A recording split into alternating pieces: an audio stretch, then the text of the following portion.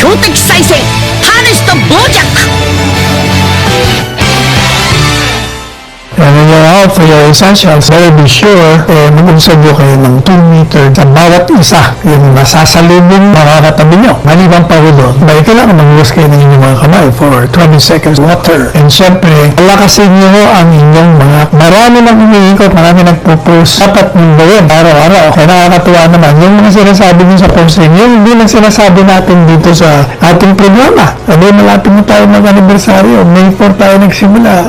Isang linggo na yata naging 1 year na tayo. Pag ganyan, bulat sa pulo ng ating palagi sinasabi. Number 1, kayo'y magpainit ng araw. To 30 minutes. Kanina mga 25 tayo. Talagang painit. Nandun na tayo sa bubong garden dun sa taas. Kaya pwede tayong lumakad. Pero kung kayo ay may mga vitamina, better be sure. Take your vitamins. Araw, vitamin. Mas mabuti na yung natural araw kaysa yung mga vitaminang din sinasabi supplement. Ako ay prefer. Libre pa. Hindi na. Pagdating sa ibang vitamin naman, supplement. Dalawa lang yung ginagamit ko. Yun, bulat sa pulpa nung ako nasa Unilab. Enervon C, saka Revicol. Dahil pag hindi kayo matutulog ng 8 hours, immune system nyo may isa pa, ang exercise. Diba? Palagi natin sinasabi, exercise. Kaya ako, exercise, 15 minutes na nga. Wala pang best ng 20 minutes. Ano ba ang ginagawa ko? Hindi jogging tayo. In place. Sa loob ng kwarto lang yun. Naglalakad, ikot-ikot, packet baba. Ano pa? Tawag nyo yun, dynamic na pa ba? Hindi rin yung kalilimutan na palagi kayong masaya. Kasi maraming iniisip ang mga kasira ng sistema. Pag nagdiba, sabi nga, yung cancer daw. Kadalasan. Huwag mo rin yung kalimutan, uminom ng maraming tubig. Kumain ng masustansyang pagkain. Ano ba yun? O, syempre, yun ay vegetable. Sutas. Ano ba ba?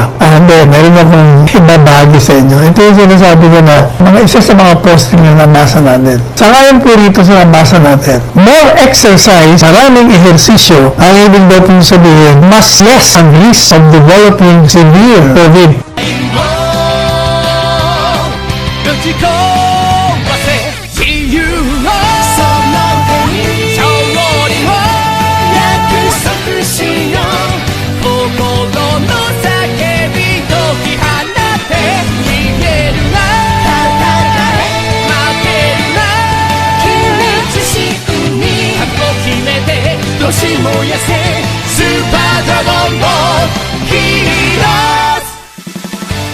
もう一人のオラたち地獄で妙なやつと戦うみてえだ。